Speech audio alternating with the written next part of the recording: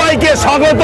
অনির্বাণ, এই মুহূর্তে কল্যাণী স্টেডিয়ামে শীতের পারদ কিন্তু অনেকটাই কমে গেছে, কিন্তু 10 মিনিট আগে যতটা ঠান্ডা ফিল করছিলাম এখন আর অতটা ঠান্ডা ফিল করছি না। কারণ হাওড়া হুগলি ওয়ারিয়র্স জিতে যাওয়ার পরে তাদের সেলিব্রেশন গোটা মাঠ জুড়ে এমন উষ্ণতা তৈরি করেছে যে টেম্পারেচার 4-5 ডিগ্রি বেড়ে গেছে। এবং এই জয়ের অন্যতম কাণ্ডারি রাজীব দা, আমাদের সবার প্রিয় রাজীব দা, রাজীব ব্যানার্জি, রাজ্যের প্রাক্তন মন্ত্রী এবং হাওড়া হুগলি ওয়ারিয়র্সের মেন প্রেসিডেন্ট। এক্সপেক্টেড ছিল জয়। দেখুন, আমি আবার বলছি, যেভাবে আমরা প্রথম থেকে টিম তৈরি করা থেকে আমার এই সহযোগী যত দেখছেন এরা সব আমার সহযোগী, এরা যেভাবে সাপোর্টটা দিয়েছে এবং যেভাবে আমরা টিমটা তৈরি করেছিলাম, আমরা গোড়া থেকেই জানতাম যে এই টিমই চ্যাম্পিয়ন হবে। এটা আমাদের একদম নির্ধারিত ছিল। আমরা শুধু দুটো গোলের পরে একটা গোল যখন দুটো ইকুয়ালাইজ হয়ে যায় একটু টেনশন ছিল, ঠিকই বলেছেন। তখন যেন মনে হচ্ছিল কল্যাণী স্টেডিয়ামের পারদ নেমে গেছে, কিন্তু আমাদের মনে দৃঢ় বিশ্বাস ছিল এবং ঈশ্বরের উপরে আমাদের ভরসা ছিল, আমার টোটাল টিমের উপরে ভরসা ছিল, আমার এন্টায়ার সমস্ত যারা দায়িত্বে আছে তাদের উপরে ভরসা ছিল এবং আমরা জানতাম আমাদের ছেলেরাই অসাধ্য সাধন করবে, আমরাই চ্যাম্পিয়ন হব।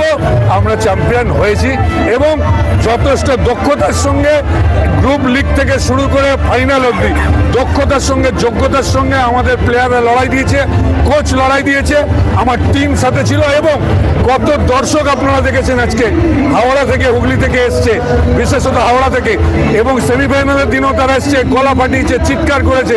আজকে দেখুন আবির মাখছে, খেলছে, এটা একটা অন্যরকম পরিবেশ। সুতরাং এটা হবারই ছিল, হয়েছে। বিএসএল প্রথমবার করেছে, আমি ধন্যবাদ দেবো বিএসএলকে।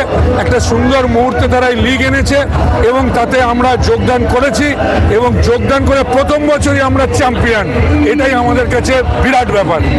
রাজীব দা, একটা প্রশ্ন, যে বিএসএল বাংলার ফুটবলের এই যে নতুন যে একটা অধ্যায় শুরু করছে, এটা কতটা successful in the first year? একদম সাকসেসফুল। আমি বলবো প্রথম হয়তো সেইভাবে আমাদের প্রথমটা প্রচার ছিল না, মানুষ আইএসএল, আই লিগ এইগুলো দেখে দেখে অভ্যস্ত হয়ে গেছে।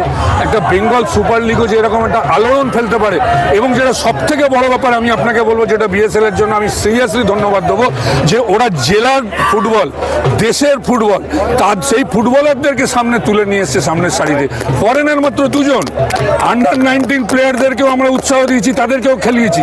তার সাথে সাথে আমার জেলার ফুটবল, যেটা আমার রাজ্যের মাননীয় মুখ্যমন্ত্রী বারবার বলেন যে বাংলা বাঙালির সেরা খেলা ফুটবল, ফুটবলের জনপ্রিয়তা বাংলা থেকেই, একসময় বাংলা পথ দেখাতো ভারতবর্ষকে, সেই সুযোগটা বিএসএল করে দিয়েছে। আমার দৃঢ় ধারণা আগামী দিনে বিএসএল এর এই প্রচেষ্টা সফল হবে। নেক্সট সিজনে আমি বলছি মাঠের জায়গা দেওয়া যাবে না, এইরকম একটা অবস্থা। আর আমার ভালো লাগছে যে আমার জেলার বাচ্চা ছেলেরা একদম, এরা হয়তো কোথাও ভালো জায়গায় সুযোগও পায় না, কিন্তু আজকে কি খেলেছে বলুন তো, অসাধারণ। এবং আগামী দিনে আমার মনে হয় এরাই মাঠ কাঁপাবে। অসাধারণ performance throughout the tournament Howrah Hooghly ওয়ারিয়র্সের। একটা অসাধারণ আপনারা স্ট্রাইকার এনেছেন, পাওলো সিজার, আন্ডার 19 প্লেয়ার, অসাধারণ। আমরা দেখলেন আজকে কি ইনজুরি হলো, ফ্লাইং গোলও করলো, অসাধারণ। ইনজুরিটা বেচারা আমি বলবো ভগবানের, ঈশ্বরকে ধন্যবাদ। ডিপ গ্রাইন্ড এবং থ্রু আউট দ্য টুর্নামেন্ট আপনার টিম অসাধারণ খেলেছে। ওভারঅল অন্যান্য টিমের পারফরমেন্স হয়ে বিএসএল এখনো পর্যন্ত ফাইনাল নিয়ে 165টা গোল। রাজীব দা, 165টা গোল, এবং আমরা সম্ভবত আজকে এটা নিলে বোধহয় 33টা গোল হবে। 33টা গোল হলো। 165টা গোলের মধ্যে 33টা গোল আপনার দলের, 1/5 আপনি করেছেন।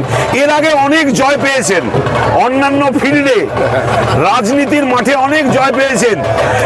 এই জয় মাঠে অনেক জয় পেয়েছি, আবার অনেক জায়গায় আমি দল আমাকে পাঠিয়েছিল, সেসব জায়গায় নির্বাচনে, উপনির্বাচনে অনেক জয় পেয়েছি, কিন্তু এই জয় একটা অন্য খেলার মাঠের জয়। এবং বিশেষ করে আমি অনেক দিন ধরে চেষ্টা করছিলাম, অনির্বাণের সঙ্গে আমার রেগুলার যোগাযোগ ছিল, যে আমরা কলকাতা ফুটবলেও আমাদের একটা আমরা চাইছি প্রাধান্য যেন থাকে। তো বিএসএল সুযোগ করে দিয়েছে, আগামী দিনে কলকাতা ফুটবলে আমাদের এই টিম এবং এই টিম আগামী দিনে দাপিয়ে বেড়াবে। So finally 3 cheers for Haoda Hugli, 3 cheers for Haoda Hugli. Thank you, Rajib. Thank you very much. Thank you, madam. Thank you.